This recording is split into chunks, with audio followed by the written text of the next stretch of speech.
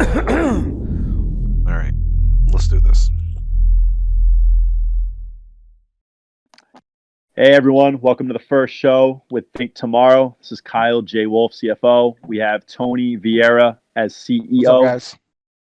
and we also have Keith, our Chief Operational Officer, COO, and his lovely mother, who is an RN at Morton Hospital, Jacqui Fitts. Hi, guys. Welcome to the So, show. really, Thank really, really appreciate everyone, taking the time out of their busy day, and especially being our first show. Really excited to get things kicked off of that nature. Just to give everyone an idea of who we are, I think tomorrow, for those who haven't had a chance to read about us or see some of those that we have. Basically, our primary outlook is that people definitely deserve a trustworthy news source, and we strive to do that every day by bringing factual information, not solely biased opinions. And we know that everybody has their own ideologies, but Think Tomorrow, our goal is to have them be representative. And by doing so, having, Jacqui on and, other people, well-established colleagues that we've met over the years and things of that nature, really the goal is to just give people a voice. We're going to kick it off with basically, we'd love to just have Jacqui introduce herself because, you've seen our introductions, hopefully, and, we'll leave the floor with you here, Jacqui. Okay. Hi, my name is Jacqueline Fitts. I'm a registered nurse in Massachusetts, and I am a chairperson for the Morton Hospital, which is located in Taunton, Massachusetts. I represent the nurses and professional employees for their union, and I work closely with the Mass Nurses Association in order to ensure that the nurses and other healthcare professionals' needs are met, their voices are heard, and that we establish a functional relationship with management and administration, and also protocols and that are safe and maintainable to protect our frontline workers.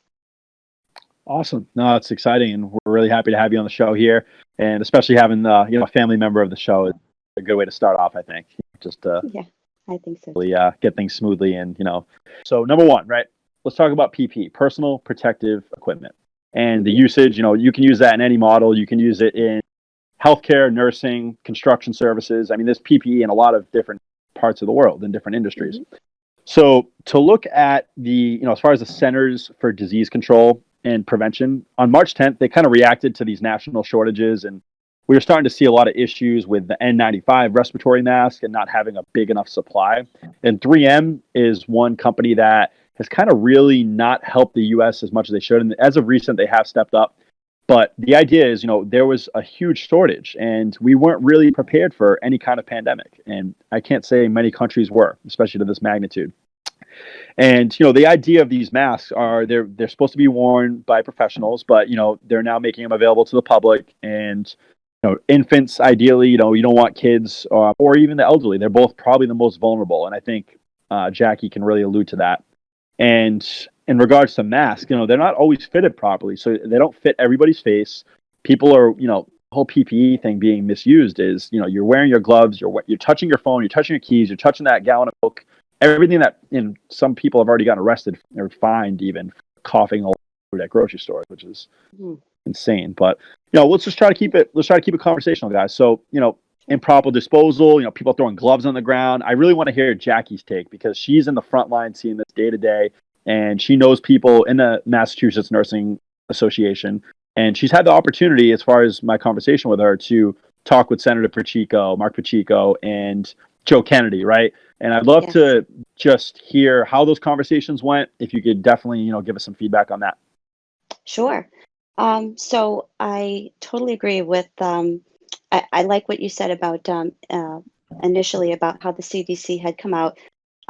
We all know, especially anybody that's trained in healthcare, we know what best practice is. We know infection control, and we're all trained to know, to follow the chain of infection and how to break the chain of infection. And when the CDC had first come out with their recommendations on how to utilize PPE, it was good. It was okay. It told you, to be careful. It was a respiratory illness, and they suspected it was aerosolized. And so, to wear an N95 mask, which is the mask that prevents small aerosolized particles from being inhaled, to wear the N95 mask in order to protect yourself in a healthcare setting. And it was the, best recommendation also to wear gowns and gloves and also goggles because, getting any aerosolized particles in your eyes or your mucous membranes that are in your eyes can also, lead to infection.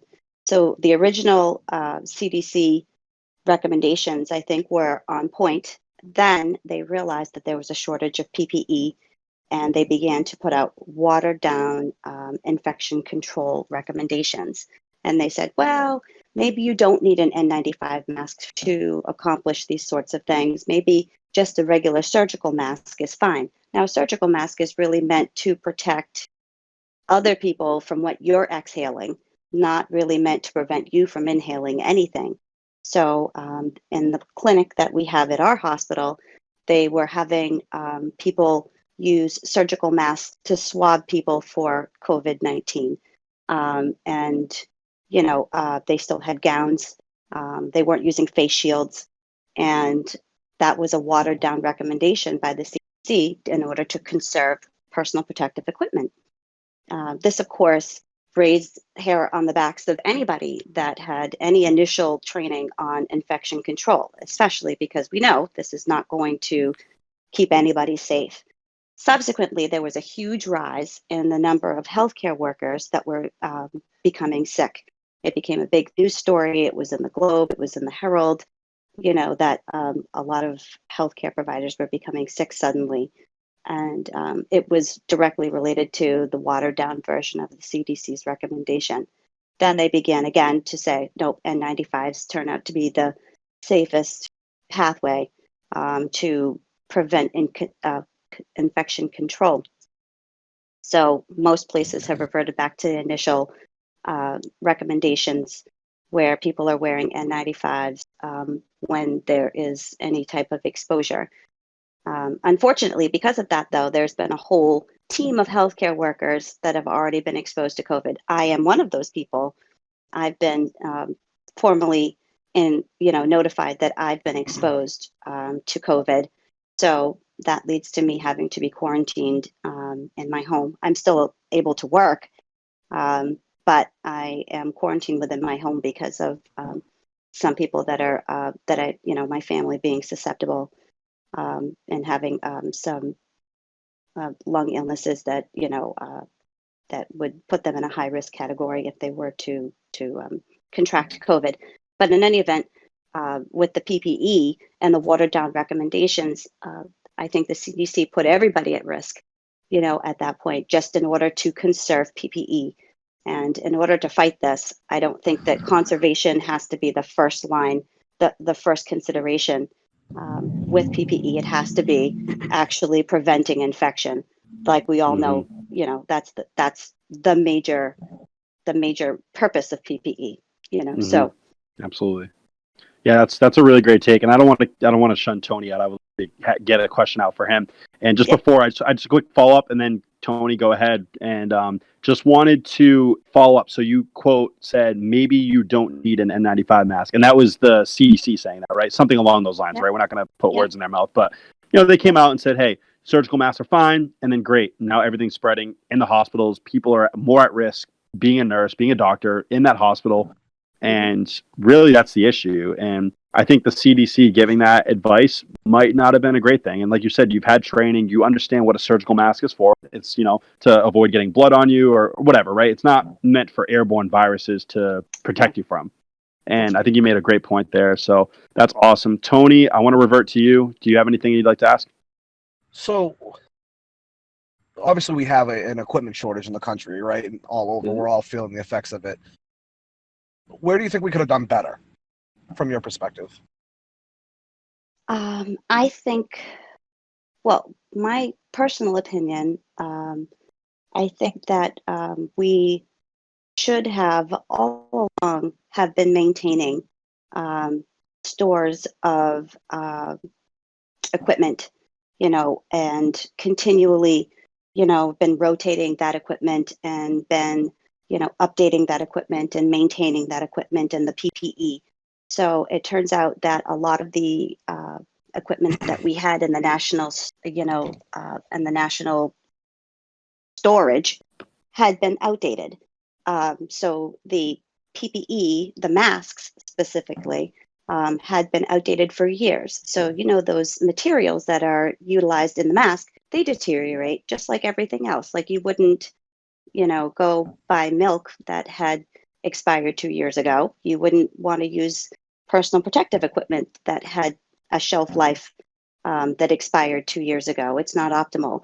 It should be somebody's job to go in there and be sure that we are continuously updating our storage and continually, being sure that everything is up to date and square and, maintained. And I think that that was a shortfall that was not addressed and could have very well been addressed. It's a small thing that lent itself to a much larger issue. And so if we had maintained that storage, we probably would have been in a much better place to handle the situation when it did hit. Because everybody says we didn't see this coming, but in reality, this to doctors, epidemiologists, people whose job it is to follow these sorts of things have been saying for years that, it's just this is going to happen. So it's not really coming out of the clear blue sky for the average person that it's not their job to think about these things. It is coming out of the clear blue sky, but for professionals, not so much. So we should have been paying attention to the signs once we started having signs, especially from China, that this was an issue. We should have been in that stockpile. We should have been in it and, turning things over, looking through it, checking to get, and getting prepared at that point. It was unfortunate that we missed that window. Interesting. Now you're saying that's the national. I'm sorry. Was that the national storage you were saying that was all the faulty, the expired mask and PPE and whatnot? Yes. Okay. Awesome. So one of the things that I've seen, and I don't like to bring up politics when we don't need to, but I think everything always comes down to politics, unfortunately, or the federal government, the state government, any kind of government, right? And what is their responsibility, right? So looking at the World Health Organization, WHO, they criticized our government. I'm not going to say they criticized Trump or what, right? They criticized our government banning travel to and from China very early on. And some people say we waited 10 days, it was too long. Other people saying, he's a misogynist for doing so. And now Biden endorses what he did, and he would have did it a day earlier, 2 days. So my question to you is, do you think the WHO kind of took this lightly and they didn't think it was going to get big, which is why banning travel to and from China very early, they were criticizing the United States for doing so? Or do they know deep down this could have been really, really bad? I think that, again, this is all my personal opinion, but I think that at that point they were probably trying to avoid widespread panic, and they dragged their feet for 2 months before they ended up declaring it a pandemic. Even so, I think that at the time they were trying to quell any panic. I do think it was appropriate to ban travel. And I think it would have been appropriate to ban travel even earlier than that. I don't think it was obvious at the time how it was possible to transmit the virus even without symptoms. And that was kind of the catching point of it. So I think that they thought at the time, if people look sick or people are sick, of course, they're not going to travel. But, of course, the catching point was that people are traveling and literally had no idea that they were, transmitting transmitting the virus just with their everyday, breathing, talking, actions, and spread it, so quickly. And so widespread, because of the international travel. So I do think that the WHO had a couple of opportunities to really jump in and make a huge difference in this pandemic where they totally missed the boat. And that was definitely one of them. Absolutely. And, before we put this to rest here with PPE, I want to just see, Tony, do you have any other questions you'd like to ask Jacqui before we move on here? No, I think we're good. So Yeah. I think we did well there, and I'm really happy with, just all of us. So, all right. So in regards to elderly living, right? So COVID-19 obviously is going to have an impact, especially specifically on the elderly community. And how it's going to do that is, number one, cost of living is a tremendous issue for every American, not only elderly. And I think, one of the things that we had found based on our research is that the senior living industry might be between $40 and $57 billion over the next 12 months. And this is something we have to talk about. It's a conversation we need to have. We're not talking about the student debt crisis or healthcare being super expensive. And right, this is just elderly living, right? And 50 billion is a notable amount, but in regards to labor, right? So labor is also going to be an issue. So labor costs are expected to go up annualized based on inflation and whatnot, about 8%. And the reason for that is, people get wage increases, things just naturally go up over time. And obviously we have setbacks like what we're going through right now with the markets. And the idea is that, the things will go up over time, historically speaking. And that 8% is pretty tremendous, right? If you look at CPI, Consumer Price Index, which is our measure of inflation in the United States, that's 2%. So 2%, wages go up 3%, things add up. Materials go up. That's where that 8% kind of comes into effect. And that's just something we were reading into our articles. Excuse me. So also, we're also seeing that the elderly as a whole are kind of being pushed out of living facilities because of that rent issue, right? People are having an issue coming up with rent. Nobody really, when they were living back in the baby boomer generation, nobody was really projecting to live to 80, 90, 100, 120 even. Like, people are living a lot longer than they really have. And I think that's the access to healthcare, the improvement we've had in healthcare, but there always are room for improvements. And I think that's a really important thing to look at. So, life expectancy is climbing. Rent's going up. Some people, my grandparents being one of them, are living off of Social Security. My grandfather's 75 years old, still working. Bless his soul. He's doing a tremendous job, and I'm really happy that he's still working. And, Massachusetts specifically, it's, quote, and I quote, "It's not because income is low, but because the cost of living is so high, and what is driving that is how."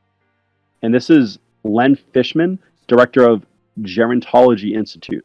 So baby boomers, like I said, never really thought they were going to live that long. And also, being the biggest generation we've ever seen in the United States, it's an issue, right? There's people that are looking for jobs actively. There's really a big demand for a lot of high paying jobs that need education. And that's the conversation we'll definitely dive into someday. But to get back to our main point and the elderly living situation, I'd love to get your take, Jacqui. And before we ask any questions, just anything that stuck out to you, anything that you would agree with, or even just any input. Yes. So I think that, I know especially here in Massachusetts, where there have been, so many people that, like you said, we're not really expecting to, and I think to live as long as they did, or they are living, and to also plan to have the means to support themselves. And there's kind of a trap built into that. So people thought that if they had saved up and really put away, and they wouldn't have to rely on Social Security.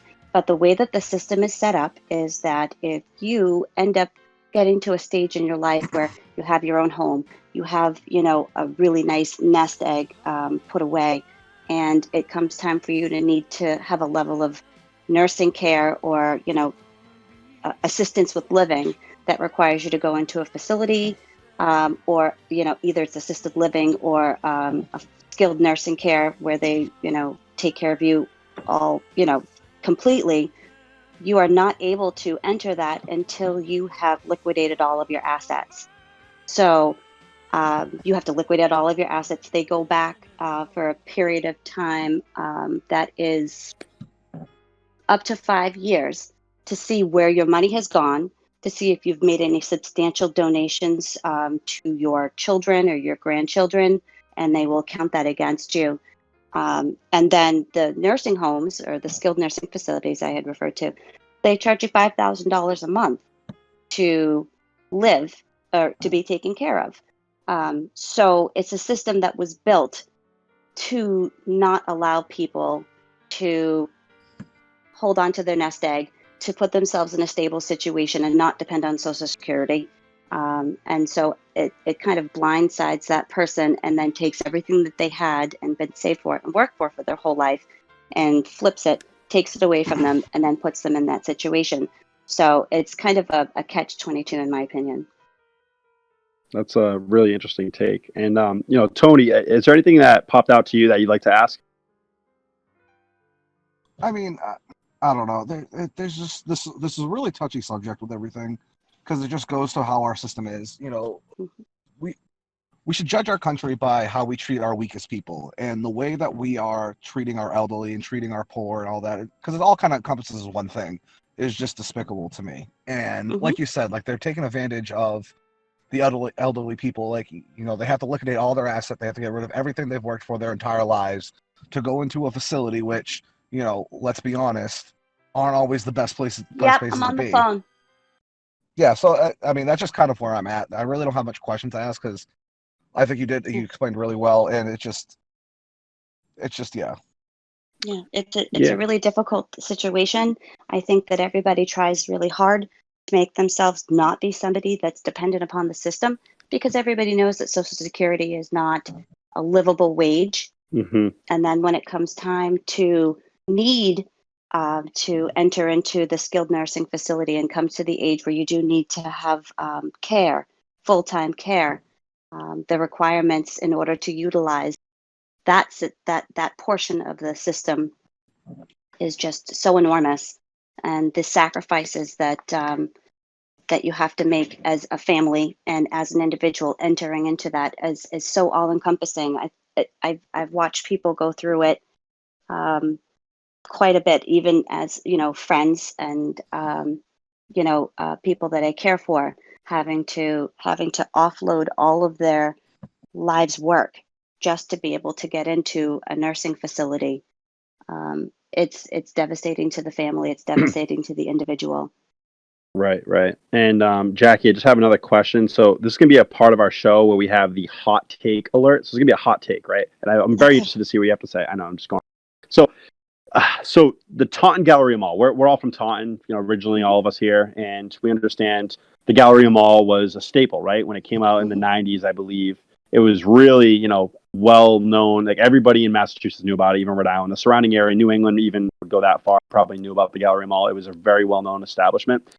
Now, with it being, on the verge of shutting down completely, and perhaps I think they're shut down, especially right now during the virus, but very interested to see, hot take, do you think the Galleria Mall, based on the elderly living we just kind of dove into, should have an elderly living community, not necessarily a nursing home, but perhaps in like a 55 plus community where there's a hair salon, a grocery store, a laundromat, pharmacy, all the essentials are there. That way there's really no reason for them to want to see family.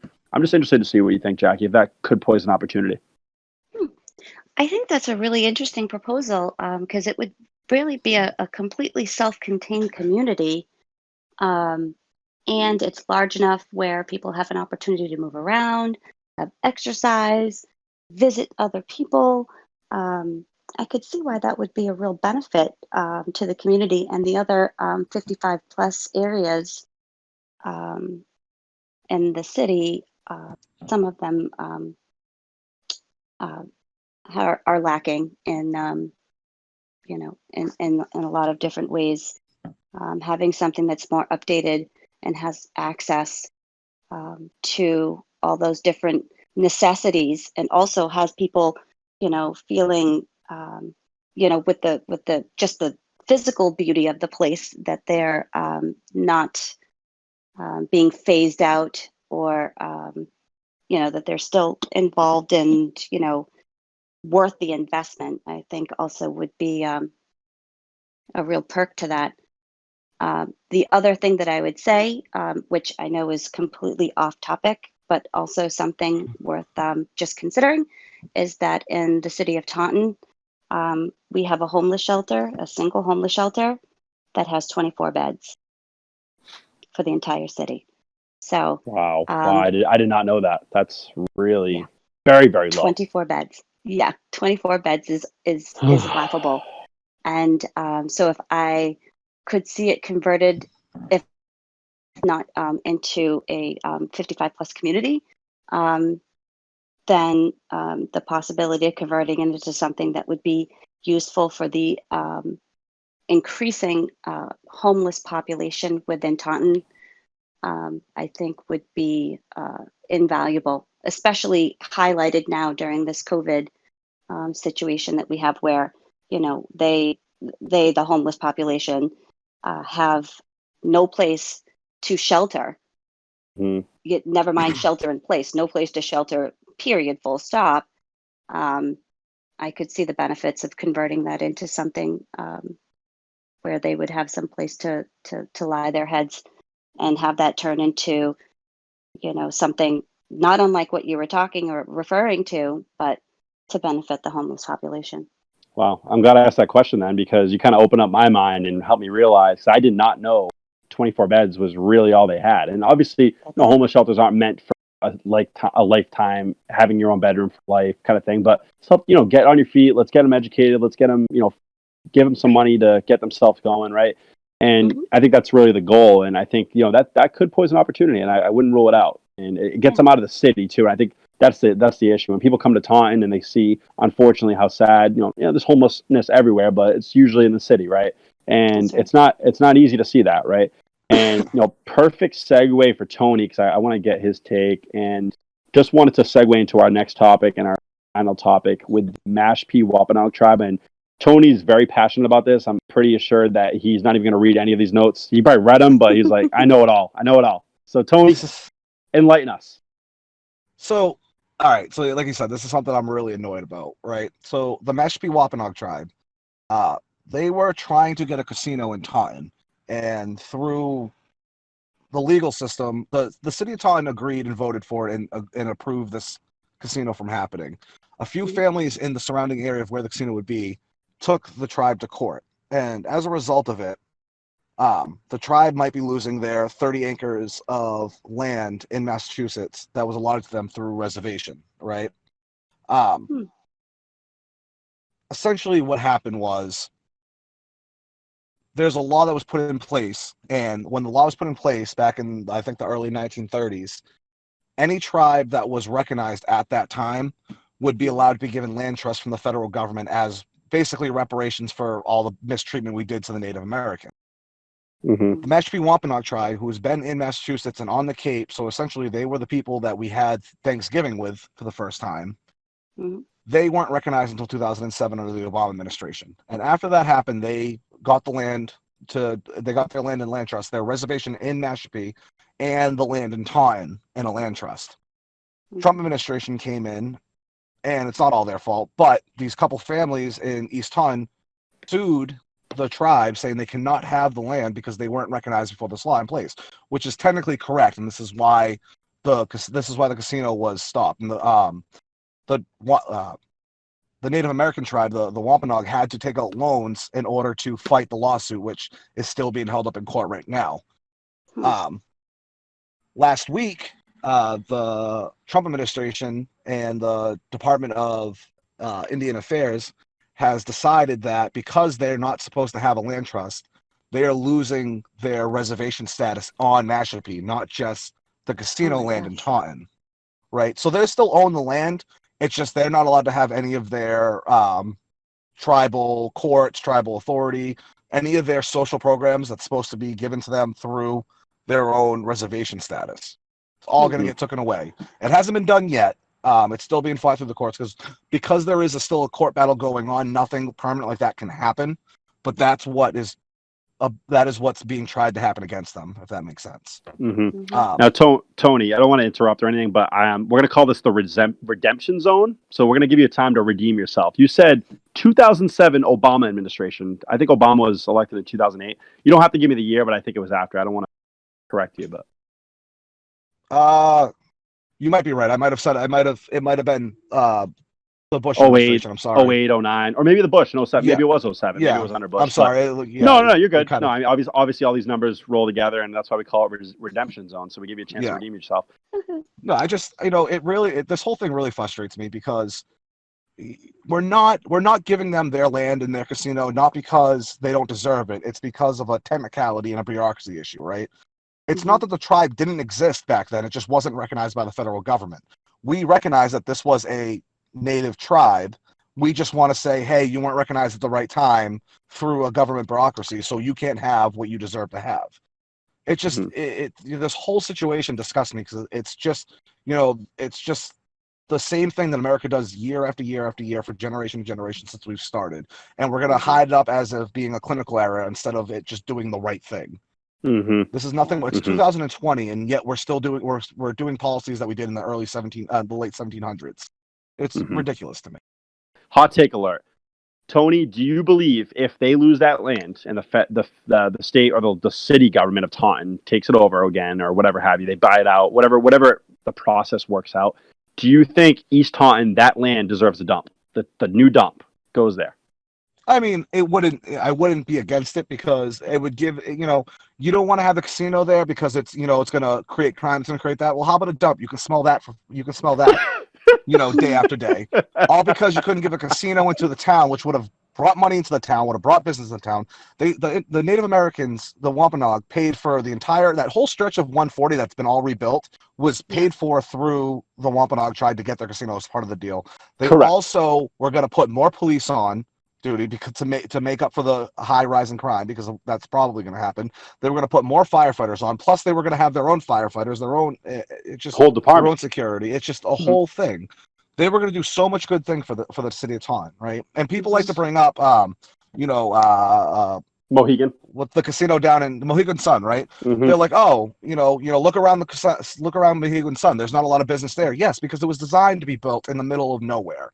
This is going to be built in the middle of a city. People are going to come in. They're going to stop at hotels. They're going to stop and get food because we all know that, going to buy food inside the casino isn't always the easiest choice. It's really expensive, especially if you just lost a bunch of money. You know what I mean? So you're going to go out and you're going to go to the McDonald's. Or you're going to go to the local businesses. You're going to come in through Taunton and you're going to get food there instead of, what have you, right? It would be so beneficial to the city of Taunton. But a few families in East Taunton decided, I don't want that because I don't like it. I don't care what the city wanted because the city voted yes for it. I'm going to overturn the will of the voters in the city because I have my own personal what have you. So, Tony, none of us are economists, right? I mean, I have a finance background. We all have our backgrounds, right? But at the end of the day, I mean, I think it's plain and simple. Jobs, number one, jobs increase, communities, which increases education, which increases healthcare, medical care, education, food, everything, right? So if everything does well in Taunton, shouldn't that, why is that not a brainer? Like, I think they were concerned, and I think genuinely they were concerned about their house values going, which I think it would go the other way. Why would it go down? I mean, it's in an area which is not really, it's near residential, but it's not next to it.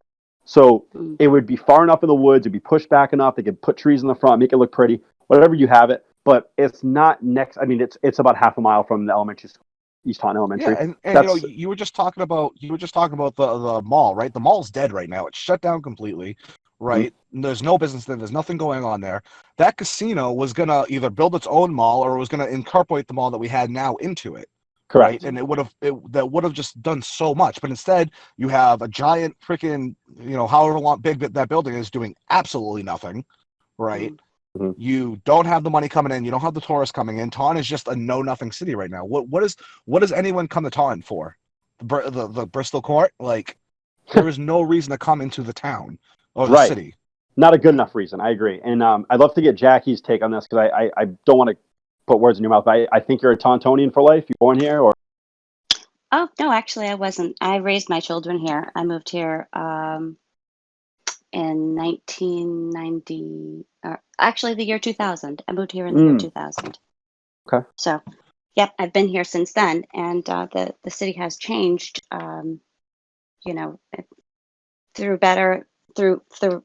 Through good times and tough times. We've seen the evolution of the city. I think that there were a lot of concerns that were brought up when this began. I think that the injection of money would have been fantastic for downtown Main Street, Taunton businesses that struggled, closed. There was a lot of empty spaces on Taunton Green. All the little businesses that were there and struggled and ended up closing subsequently. Same thing with the mall. I think the prospect of having a large business with all of that equity, with all of the foot traffic that comes with it, was exciting for any business owner, for just the revenue for the city, like you said, with the police, with the fire, with healthcare, because along with all of that comes people, and people coming into the city comes money, and like you said, people are going to go to off Broadway. People are going to go to the small businesses that are around, because it doesn't really make financial sense if you're going to go to you're going to go off and have breakfast at a little place. It becomes a desirable location. And I mean, to be the fair, prospect if you oh, go ahead. sorry, go ahead. Nope, I was just going to say the prospect of taking away the rights of a tribe due to a technicality is absolutely absurd. Like you said, it's not as if the tribe didn't exist before. It's the red tape that goes along with actually having your tribe declared and recognized, sometimes insurmountable, and it finally got there, just not fast enough for it to be binding, which is absurd. Yeah, it's absolutely ridiculous to me that, again, this is the tribe that we had Thanksgiving with. Like the first Thanksgiving, the one that we all talk about, we celebrate every year. The first one, this tribe was at the table. And we're just going to sit there and act like, oh, well, we didn't recognize you until, the early 2000s. So sorry, you can't have your casino. And worst of all, you can't have your land. You can't have your own sovereignty like we've given every other tribe who we know deserves it. Right. It's ludicrous. Yeah, it's really interesting. So really excited that we had Jacqui on here. We'd love to have you as maybe our contributor on the medical side, if you'd like to be. Maybe we're going to promote you right now. Yeah, that's cool. Sounds excellent. You just kick me out of there because I don't do anything medical. Well, Tony is all. Let's hear about Tony. What has Tony got to offer for us? No, I don't want your pity conversation now. I don't want none of this. Oh, Tony the afterthought. Oh, he's just an EMT. He doesn't really matter. We got a nurse on there, so fuck Tony. You're not just anything, Tony. I am tons of things, and are. just is not one of them. That's right. You got it. I love it. Oh my goodness. No. Really happy Jacqui was able to come on, and like I said, love to have you in the future if you'd like to come on. And Tony, any other last remarks before we end this here? No, I think that was good, man. I'm here for the show, man. I'm here for the show. Our CEO Our CEO just asked a couple good questions. Gives his opinions, but that's all right. No, I'm just kidding. Hey, we got to make it fun. Hey, we're not trying to just be boring, objective news. We're going to add some comedic tone to it. And, a lot of these topics were serious, which is why we couldn't really add much comedy, except I would argue that, Jacqui self-quarantining herself was probably the reason we had to do this via media right now, audio, right word.